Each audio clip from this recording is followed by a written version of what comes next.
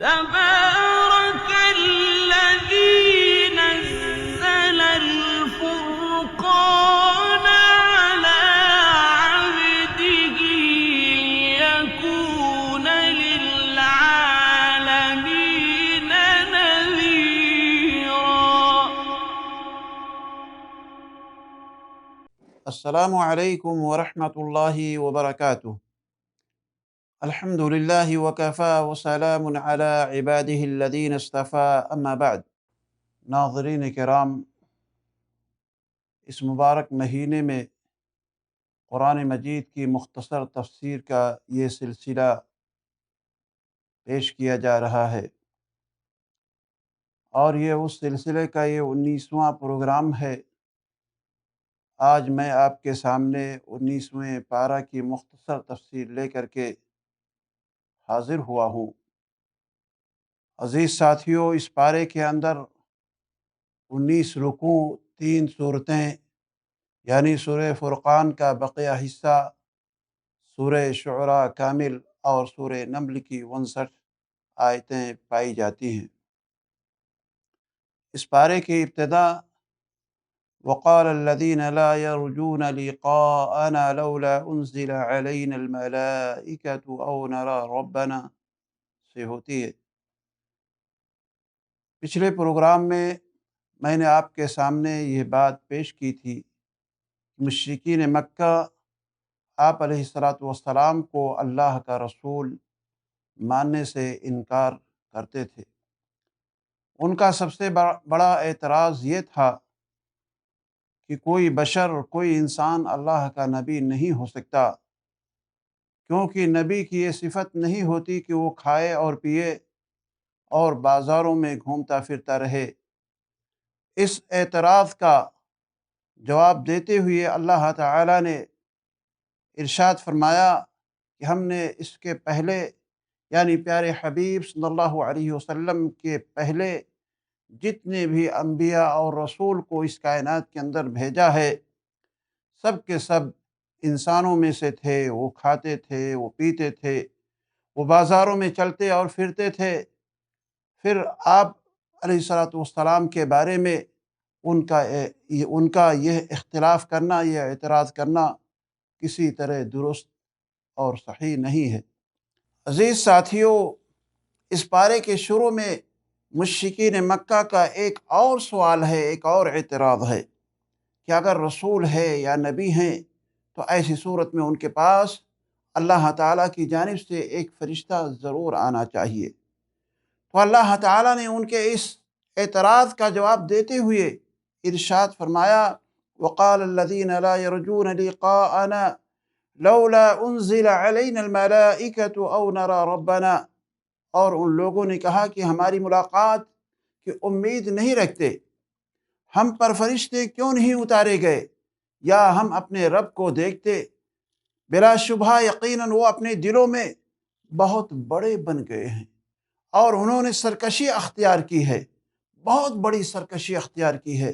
جس دن وہ فرشتوں کو دیکھ لیں گے، اس دن مجرموں کے لیے خوشی کی کوئی خبر نہ ہوگی اور کہیں گے کاش ہمارے اور ان کے درمیان ایک مضبوط آڑ ہو جاتا۔ یعنی فرشتوں کا نزول ایک وقت معینہ پر اللہ رب العالمین کی جانب سے یہ ہوتا ہے۔ ایسا نہیں ہے کہ کوئی بھی شخص جب بھی چاہے وہ یہ دعویٰ کرے کہ ہمارے پاس فرشتوں کو کیوں نہیں اللہ تعالیٰ نازل فرماتا۔ اس کے بعد ان باطل معبودوں کا تذکرہ آیا ہوا ہے کہ جنہیں یہ مشرکین پوجتے ہیں، قیامت کے روز وہ لائے جائیں گے تو وہ خود ہی ان کی مخالفت کریں گے کہ ہمیں تمہارے پکارنے سے کوئی فائدہ نہیں ملا ہے، اور نہ ہی ہم تمہاری پکار کے بارے میں ہمارے پاس کوئی علم ہے۔ پھر وہ نبی کریم صلی اللہ علیہ وسلم کی بات نہ ماننے کی وجہ سے قیامت کے دن تفِ افسوس ملیں گے اور اپنے ہاتھ کاٹ رہے ہوں گے۔ اس کے بعد قرآن مجید کو تھوڑا تھوڑا نازل کرنے کی حکمت بتائی گئی ہے کہ اللہ تعالیٰ نے قرآن مجید کو ایک بارگی ان کے کہنے کے مطابق کیوں نہیں نازل فرمایا، کیوں اللہ تعالیٰ نے تھوڑا تھوڑا نازل فرمایا؟ تو اس کی حکمت یہ ہے، جیسا کہ اللہ تعالیٰ نے قرآن مجید کے اندر ارشاد فرمایا وقال الذين كفروا لولا نزل عليه القرآن جملة واحدة كذلك لنثبت به فؤادك ورتلناه ترتیلا۔ اور کافروں نے کہا کہ اس پر قرآن سارا کا سارا ایک ساتھ ہی کیوں نہیں اتار دیا گیا، اسی طرح ہم نے تھوڑا تھوڑا کر کے اتارا ہے۔ علت کیا ہے، حکمت کیا ہے؟ تاکہ اس سے ہم آپ کا دل قوی رکھیں، مضبوط کر دیں۔ ہم نے اسے ٹھہر ٹھہر کر ہی پڑھ سنایا ہے۔ یہ آپ کے پاس جو کوئی مثال لائیں گے ہم اس کا سچا جواب اور عمدہ توجیہ آپ کو بتا دیں گے۔ اس کے بعد اس صورت کے آخر میں اللہ رب العالمین نے عباد الرحمن کے اخلاق کو اور ان کے کردار کا ایک ایسا نقشہ کھینچ کر کے عوام کے سامنے پیش کیا ہے کہ اس سیرت و کردار کے لوگ وہ ہیں جو محمد نبی صلی اللہ علیہ وسلم کی تعلیمات پر عمل کرتے ہیں۔ چنانچہ اللہ تعالیٰ نے ارشاد فرمایا وَعِبَادُ الرَّحْمَنِ الَّذِينَ يَمْشُونَ عَلَى الْأَرْضِ هَوْنًا وَإِذَا خَاطَبَهُمُ الْجَاهِلُونَ قَالُوا سَلَامًا وَالَّذِينَ يَبِيتُونَ لِرَبِّهِمْ سُجَّدًا وَقِيَامًا وَالَّذِينَ يَقُولُونَ رَبَّنَا اصْرِفْ عَنَّا عَذَابَ جَهَنَّمَ إِنَّ عَذَابَهَا كَانَ غَرَامًا إِنَّهَا سَاءَتْ مُسْتَقَرًّا وَمُقَامًا والذين إذا أنفقوا لم يسرفوا ولم يقتروا وكان بين ذلك قواما والذين لا يدعون مع الله إلها آخر ولا يقتلون النفس التي حرم الله إلا بالحق ولا يزنون ومن يفعل ذلك يلقى أثاما۔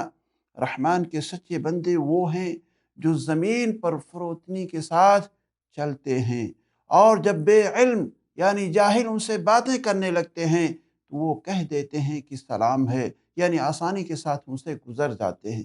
اور جو اپنے رب کے سامنے سجدے اور قیام کرتے ہوئے راتیں بسر کرتے ہیں، گزارتے ہیں، اور جو یہ دعا کرتے رہتے ہیں کہ اے ہمارے پروردگار ہم سے دوزخ کا عذاب پرے سے ہی پرے رکھ، کیونکہ اس کا عذاب چمٹ جانے والا ہے، یقیناً وہ ٹھہرنے اور رہنے کے لحاظ سے بدترین جگہ ہے۔ اور جو خرچ کرتے ہیں اور جو خرچ کرتے وقت بھی نہ تو اسراف کرتے ہیں اور نہ ہی بخیلی سے کام لیتے ہیں، بلکہ ان دونوں کے درمیان معتدل طریقے پر خرچ کرتے رہتے ہیں۔ اور وہ لوگ اللہ تعالیٰ کے ساتھ کسی دوسرے معبود کو نہیں پکارتے، اور کسی ایسے شخص کو جسے قتل کرنا اللہ رب العالمین نے منع کر دیا ہے وہ بجز حق کے قتل بھی نہیں کرتے، اور نہ ہی وہ لوگ زنا کے مرتکب ہوتے ہیں، زناکاری کرتے ہیں، اور جو کوئی یہ کام کرے وہ اپنے اوپر سخت وبال لانے والا مانا جائے گا۔ اس کے علاوہ وہ یہ دعا کرتے رہتے ہیں کہ اے ہمارے رب ہمیں ہماری بیویوں اور اولادوں سے آنکھوں کی ٹھنڈک عطا فرما اور ہمیں پرہیزگار لوگوں کا امام بنا۔ اس کے جواب میں اللہ رب العالمین نے ارشاد فرمایا ان لوگوں کو جزا میں بالا خانہ دیا جائے گا، اس لیے کہ انہوں نے صبر سے کام لیا، اور اس میں ان کا استقبال زندگی کی دعا اور سلام کے ساتھ انشاءاللہ کیا جائے گا۔ عزیز ساتھیو، یہ سورہ فرقان کا مختصر سا ترجمہ یا مختصر اور منتخب آیات کا ترجمہ اور تفسیر آپ کے سامنے پیش کیا گیا۔ آئیے اس پارے کی جو دوسری صورت ہے وہ سورہ شورى ہے، اور یہ صورت مکی صورت ہے۔ اس صورت کے اندر 227 آیتیں پائی جاتی ہیں، 11 رکوع پائے جاتے ہیں، اور 1200 کلمات اور 5542 حروف پائے جاتے ہیں۔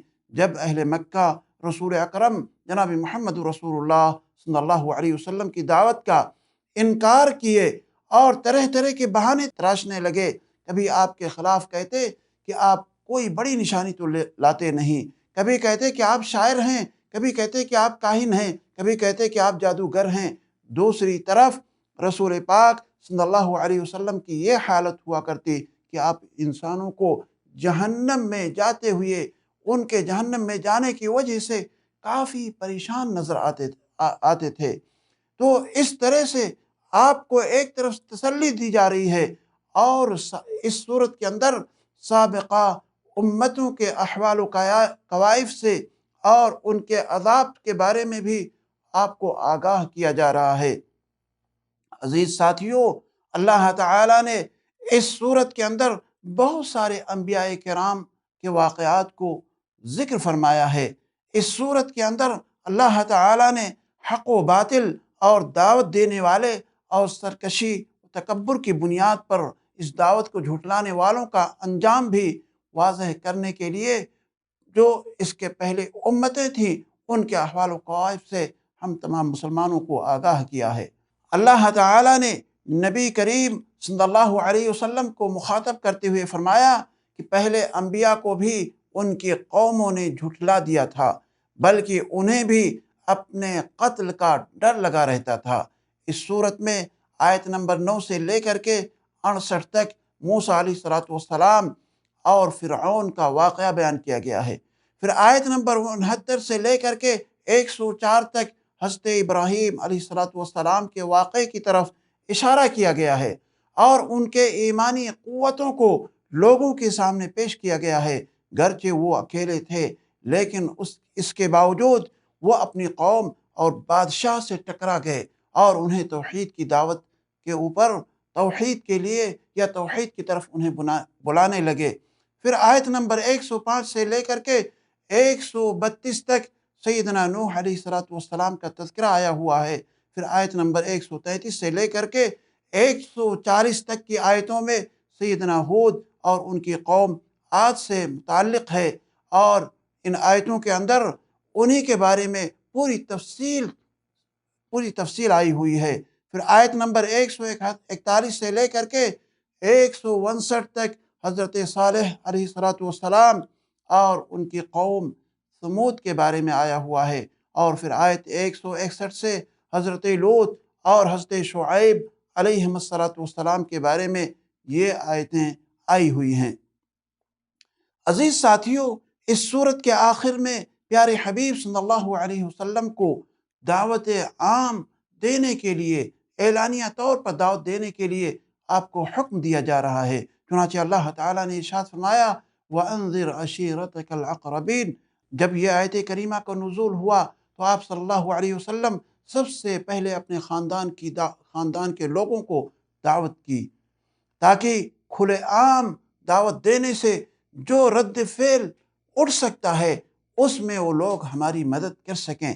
جب آپ نے بات شروع کی تو ابو لہب نہایت ہی بدتمیزی کے ساتھ آپ کے ساتھ پیش آیا، جس سے سارا ماحول خراب ہو گیا اور سارے لوگ چلے گئے، مجلس ختم ہو گئی اور برخاست ہو گئی۔ دوسری مرتبہ پھر آپ صلی اللہ علیہ وسلم نے لوگوں کو دعوت توحید کے لیے ایک جگہ اکٹھا کیا۔ اس میں ابو طالب نے کہا کہ باپ دادا کا دین چھوڑ کر کے اس دین کو ماننے کو میرا دل تو نہیں کرتا، البتہ جو حکم آپ کو اللہ تعالیٰ کی جانب سے دیا گیا ہے، جس طرح آپ بتا رہے ہیں اس پر آپ عمل کیجئے، میں ہر ممکن آپ کی مدد کرتا رہوں گا اور آپ کی مدد بھی کروں گا۔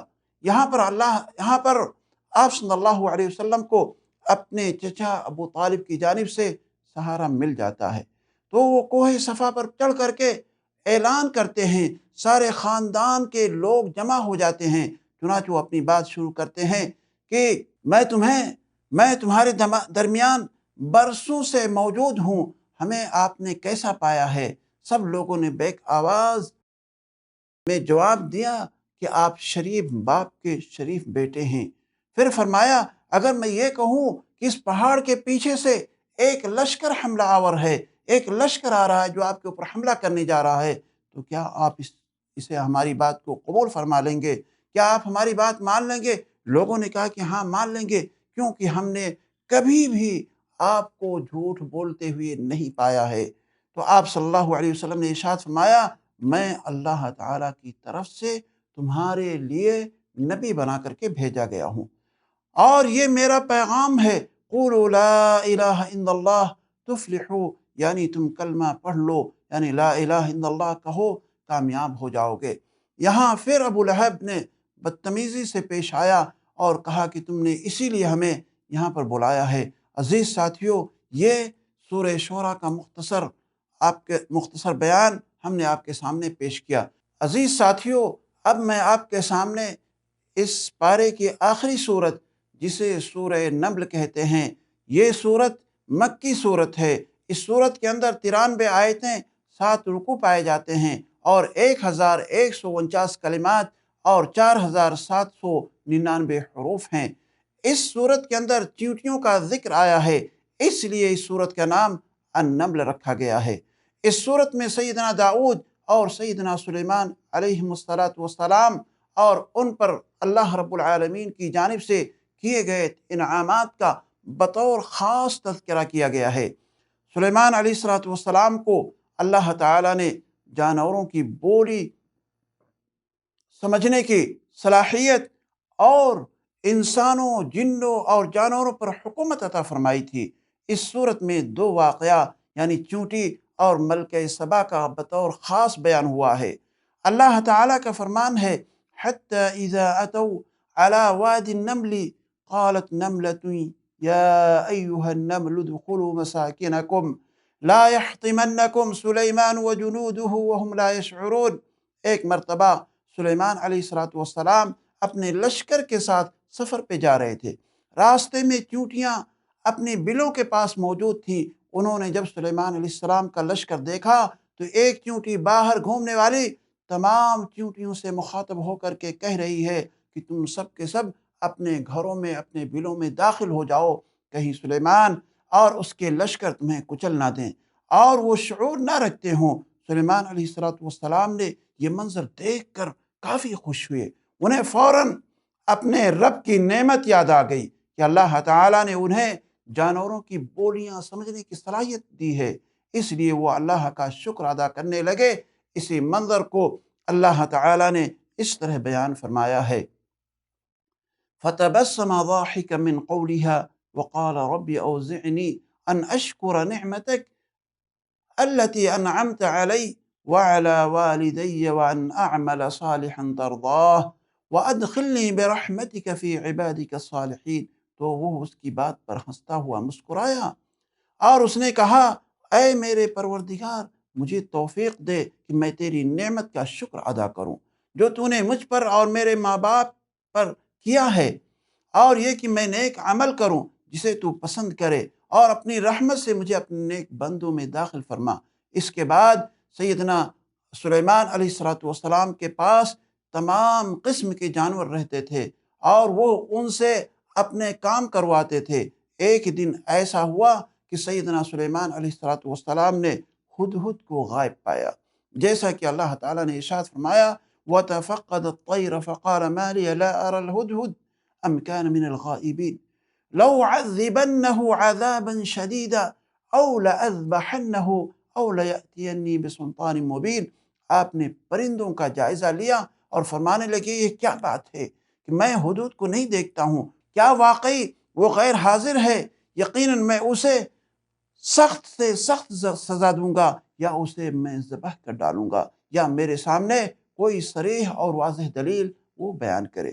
پھر ہدہد آیا اور ملکہ سبا بلقیس کے بارے میں اطلاع دی کہ یمن میں ایک عورت ہے جو وہاں پر حکومت کر رہی ہے، لیکن وہ اور ان کی قوم کے لوگ اللہ رب العالمین کو چھوڑ کر کے کسی اور کو یعنی چاند اور سورج کی اور دوسرے چیزوں کی وہ لوگ عبادت کرتے ہیں اور اللہ کے ساتھ شریک کرتے ہیں۔ یہ خبر سننے کے بعد سیدنا سلیمان علیہ السلام نے ہدہد کو ایک لیٹر دیا، ایک خط دے کر کے ملکہ سبا بلقیس کے پاس بھیجا، جیسا کہ اللہ تعالیٰ نے ارشاد فرمایا اذهب بکتابی هذا فألقه إليهم ثم تول عنهم فانظر ماذا يرجعون قالت يا أيها الملأ إني ألقي إلي كتاب كريم إنه من سليمان وإنه بسم الله الرحمن الرحيم۔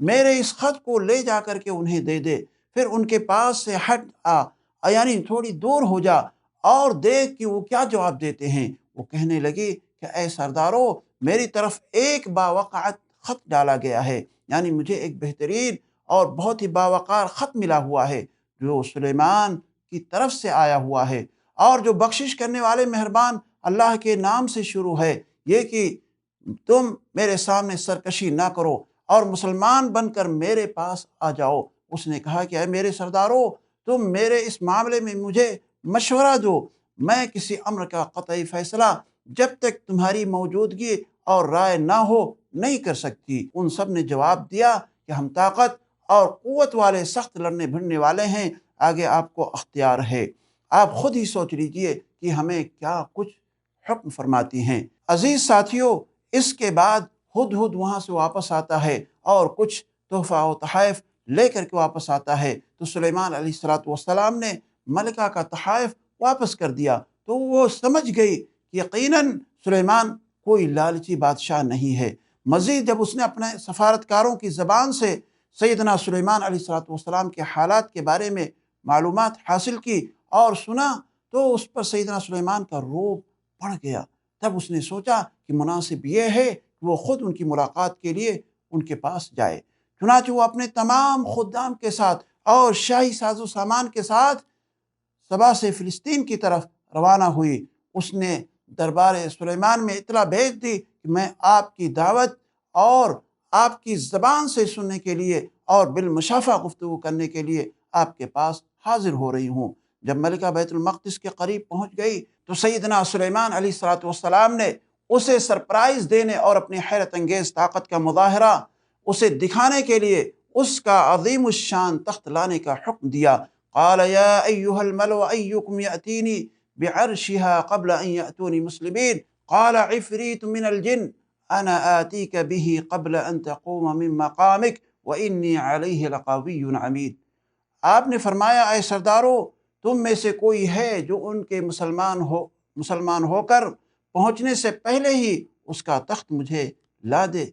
ایک قوی ہیکل جن کہنے لگا کہ آپ اپنی اس مجلس سے اٹھیں، اس سے پہلے ہی میں اسے آپ کے پاس لا دیتا ہوں، یقین مانیے کہ میں اس پر قادر ہوں۔ عزیز ساتھیوں، اس جن نے ان کا ملکہ سبا کا تخت لے کر کے حاضر ہو گیا۔ اس کے بعد ملکہ سبا بلقیس کا سلیمان کے دربار میں حاضر ہونے کا تذکرہ کیا گیا ہے۔ اللہ تعالیٰ نے ارشاد فرمایا فلما جاءت قیل هكذا عرشک قالت كأنه هو وأوتينا العلم من قبلها وكنا مسلمين وصدها ما كانت تعبد من دون الله إنها كانت من قوم كافرين۔ پھر جب وہ آ گئی تو اس سے کہا گیا کہ ایسا ہی تیرا تخت ہے۔ اس نے جواب دیا کہ یہ گویا وہی تخت ہے، ہمیں اس سے پہلے ہی علم دیا گیا تھا اور ہم مسلمان تھے۔